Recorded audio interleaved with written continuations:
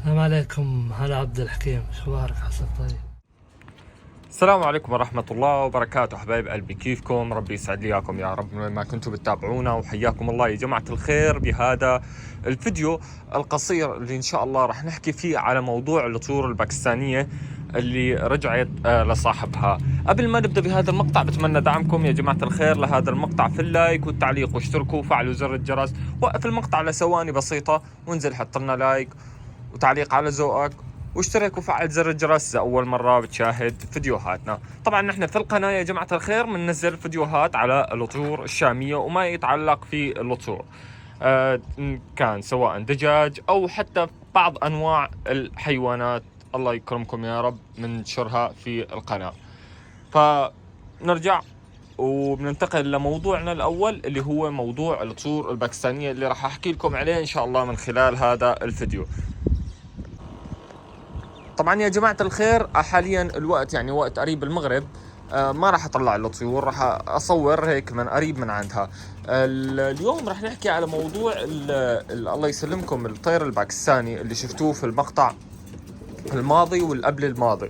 جماعة الخير قصته هي انه هدول الطيور لاحد الاخوة عفوا اللي هو مربي طيور شو اسمه في احد المناطق القريبة من عندنا، تمام، ومضيعهم الطيور. والطيور اجت وحطت يعني نزلت عندنا، تمام.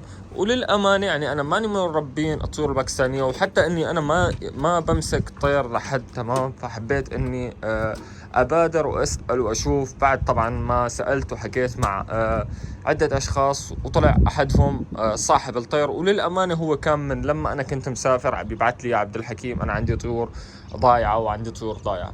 فمثل ما شفتوا امبارح صرنا طير، وقبل كان في عندنا طير لنفس الشخص، فتواصلنا معاه واجا واخذ الطيور الحمد لله رب العالمين. طيب حاليا خليني اوريكم على الطيور وانقلكم للمقطع الفيديو لما وصلوا لعنده الطيور الباكستانية اللي عند نفس الشخص.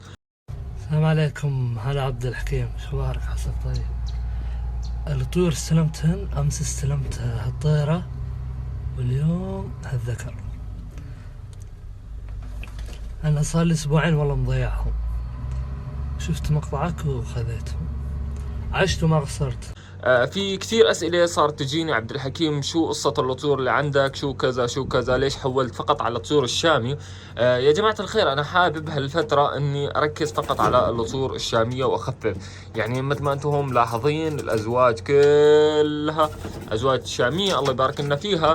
حتى يهوديات، يعني اليهوديات ما عاد عندنا مثل أول، يعني هذول واحد اثنين واثنين هم ذكور، تمام، يعني فحول ما هي إناث، ما عندنا إناث أبدا.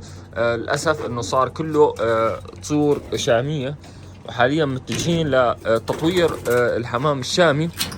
أنتم هون شايفين هاي الشمسية بعد طيور شامية، ما فيها شيء يعني مختلف، ما فيها شيء جديد، تمام. افضل انه واحد يركز على نوعيه معينه. هذا الكلام كان عم بيحكوا لي اياه احد الاخوه، تمام، كانوا عم بيحكوا لي انه يا عبد الحكيم حاول انك تركز على الطيور الشاميه. طبعا حبيت في هذا المقطع البسيط القصير اني احكي لكم على التطورات او على الشيء اللي صار عندنا اللي بخص الطير الباكستاني.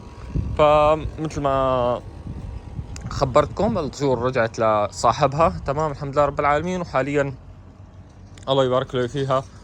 ولهون بنكون وصلنا لنهاية هذا المقطع القصير.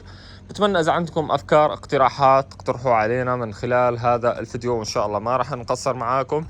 راح نجاوب على أسئلتكم وراح نشوف إيش اقتراحاتكم. أكيد شيء جميل ومميز.